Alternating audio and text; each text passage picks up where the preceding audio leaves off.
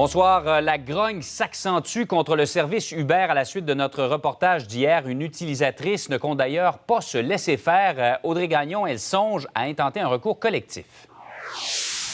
Tout à fait, Jean-François. C'est cette femme que vous allez voir dans mon reportage qui a payé une course d'une trentaine de dollars, 97 $. Elle a lancé un appel sur sa page Facebook à tous les gens qui, comme elle, se sont sentis floués par l'entreprise Uber dans l'espoir de peut-être pouvoir intenter un recours collectif. Par ailleurs, vous allez voir également plusieurs autres réactions face à notre reportage d'hier, notamment de l'industrie du taxi. Est-ce que vous accepteriez de payer 525 $ pour une course en taxi entre le centre-ville de Montréal et Laval? 525? Jamais. Ben non, ça coûte à peu près 70$. Et vous? Jamais. Moi non plus, c'est sûr. Dit clairement comme ça, personne n'accepterait de payer un tel montant pour un trajet en taxi. C'est pourtant ce que Uber a chargé à ces 4 jeunes filles qui voulaient rentrer chez elles le soir du Nouvel An. On n'allume pas nécessairement sur le coup.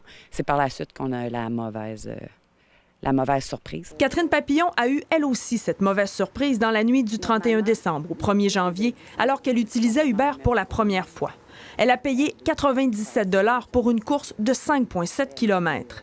Votre réaction quand vous avez vu ça? J'ai vraiment pété les plombs. Elle s'est plainte auprès de la compagnie et pour tenter de la calmer, on lui a proposé un rabais de 25 $ sur sa prochaine course, ce qu'elle a refusé. Ça fait pas mon affaire du tout. Je suis prête à payer le 37 $, mais la surcharge... Ça s'apparente en fait à être un abus de consommateur assez manifeste. Selon cet avocat, il est clair que les clients ont accepté un contrat sans en connaître tous les tenants et aboutissants.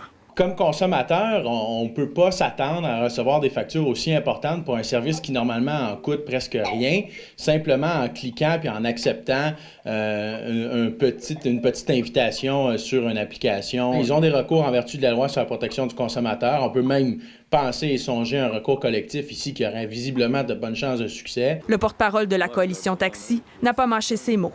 Des prix de fou, de l'exploitation pure et simple, et tout ça, c'est illégal.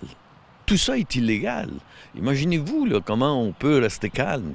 Le ton va sûrement monter. Guy Chevrette promet que l'industrie du taxi va poursuivre sa lutte et presse le gouvernement d'agir contre Uber, une entreprise qui vaut aujourd'hui 50 milliards de dollars. Par ailleurs, nous avons à nouveau tenté d'obtenir une entrevue d'un des représentants, mais on ne nous a pas retourné notre appel. Audrey Gagnon, TVA Nouvelles, Montréal.